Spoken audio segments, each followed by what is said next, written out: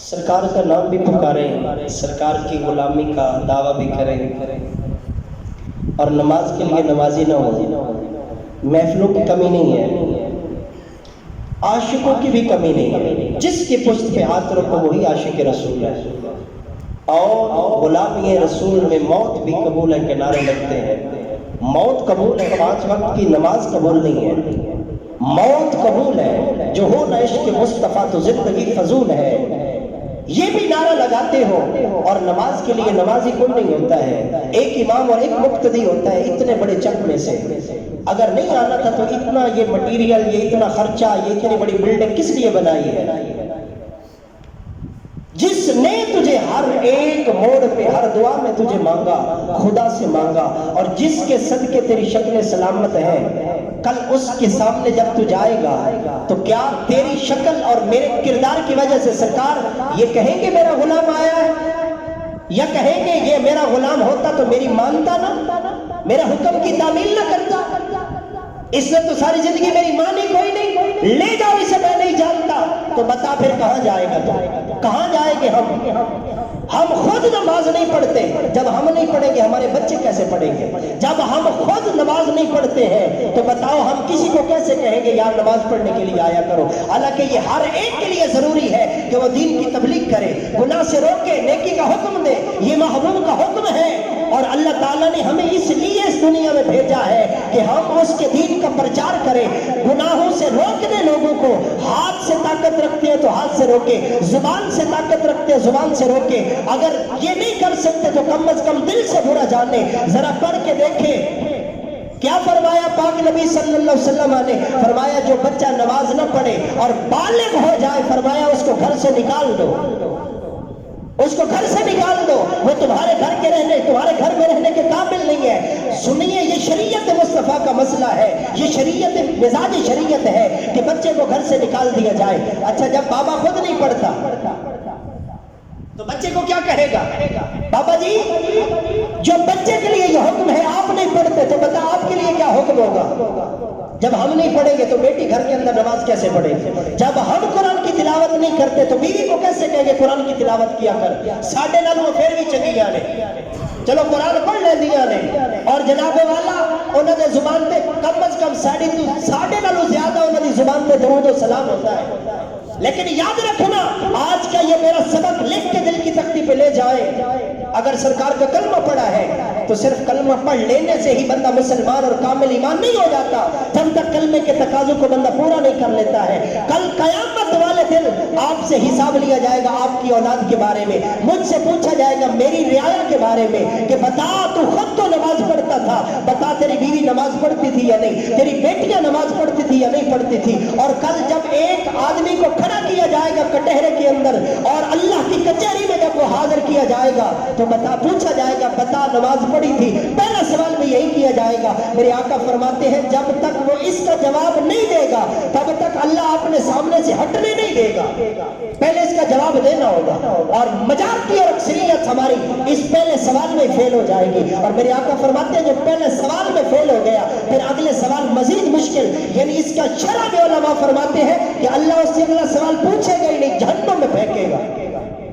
تو بتاؤ کتنے لوگ ہیں جو نماز پڑھنے والے ہیں؟ میں اگر 8 دن کا امتحان لوں، آپ مجھ سے لیں، میں آپ سے پوچھوں کہ بتاؤ کون لوگ ہیں جنہوں نے 8 دن پوری نمازیں پڑھی ہیں؟ ابھی ہاتھ کھڑے کروانے نہیں ہیں، اگر کرواؤں تو میرا خیال ہے اتنے مجمع میں سے ایک آدمی بھی یہ نہیں کہے گا کہ میں پاس ہوں، جس کی 8 دن کی پچھلے جمعے سے آج کے جمعے تک، آج کی ظہر یا فجر تک کی نمازیں اگر کاؤنٹ کی جائے، پوچھا جائے کہ کتنی حاضریاں اور کتنی غیر حاضریاں، تو کوئی جواب دے سکے گا؟ تو یہ تو سارے پہلے سوال میں میرے سمیت فیل ہو جائے گا، تو بتاؤ آگے کیا بنے گا ہمارا؟ تو نے قیامت کو کیا سمجھا ہے؟ تو نے شریعت مصطفیٰ کو کیا سمجھا؟ یہ کسی کی طبیعت نہیں ہے، یہ میرے محبوب کی شریعت ہے۔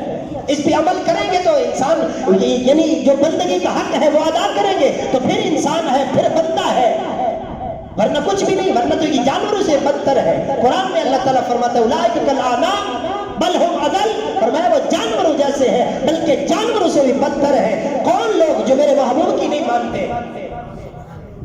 ایک عورت کو سامنے لایا جائے گا، اللہ تعالیٰ فرمائے گا تو نے ایسا کیوں کیا، تو نے نافرمانی کیوں کی؟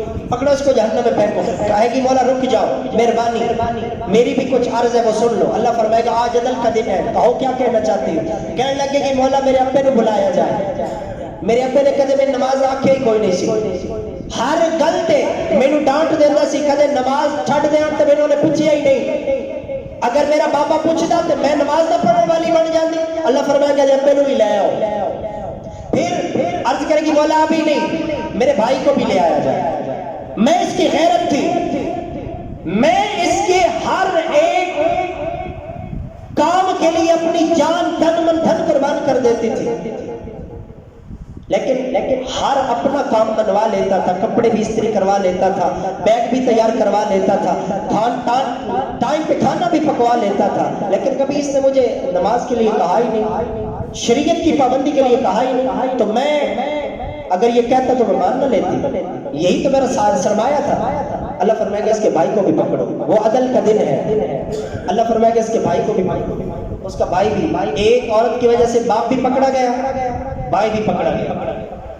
اللہ تعالیٰ فرمائے گا آپ پکڑو ان تینوں کو لاؤ اور جہنم میں پھینک دو. اللہ تعالیٰ کی بارگاہ میں عورت عرض کر کے نہیں مولا بھی نہیں, میرے خاوند کو بھی بلایا جائے. بستر کی ہر بات بنوا لیتا تھا. اس کے پاس طلاق کی ایسی بڑی دھمکی تھی کہ جو چاہتا بنوا لیتا, لیکن اس نے اپنی ہر بات منوائی ہے. مجھے جھوٹ بولنے بھی مجبور کیا تو میں نے بولا ہے, لیکن اس نے کبھی نماز کی شریعت کی پابندی کا مجھے حکم نہیں دیا. اگر یہ دیتا تو میں اس کے نکاح میں پابند تھی, باقی ہر کام کر لیتی تھی, تو نماز بھی پڑھ لیتی. اللہ تعالیٰ فرمائے گا اس کے خامد کو بھی پکڑ کے لایا جائے. اب سنیے گا ذرا, اللہ فرمائے گا 3 اور 4 یہ ان تینوں کو پکڑو, چاروں کو اور جہنم میں پھینکاؤ.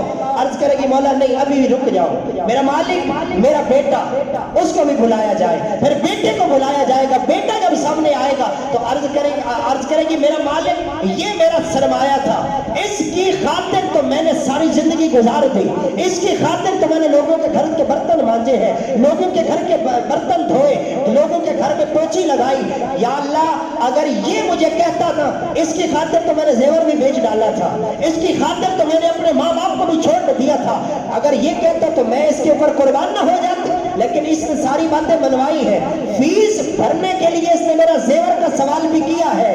اس نے اعلیٰ تعلیم حاصل کرنے کے لیے مجھے یہاں تک مجبور کیا کہ میں لوگوں کے برتن مانجتی رہی. ساری باتیں مانی اس کی خوشی کے لیے. اگر یہ کہتا کہ امی نماز بھی پڑھا کرو, سر پہ دوپٹہ بھی رکھا کرو, کملی والے کی نوکر بن کے رہا کرو, سیدہ زہرا کی سیرت پہ عمل کیا کرو, تو میں کیا کرتی, میں کرنے پہ مجبور ہو جاتی. تو میں اس کی مان کے شریعت پہ چل نکلتی. لہٰذا میرا جرم نہیں اس کا جرم ہے. اللہ فرمائے گا اس کے باپ کو بھی, اس کے بیٹے کو بھی, اس کے خامد کو بھی, اس کے بھائی کو بھی پکڑو اور اس کے ساتھ جہنم میں پھینکاؤ. ایک عورت کی وجہ سے 4 بندے جہنمی ہو جائیں گے. تو جب ہم خود نماز نہیں پڑھتے ہیں تو بتاؤ بیٹی کو کیسے کہہ سکتے ہیں بیٹا نماز پڑھا کر.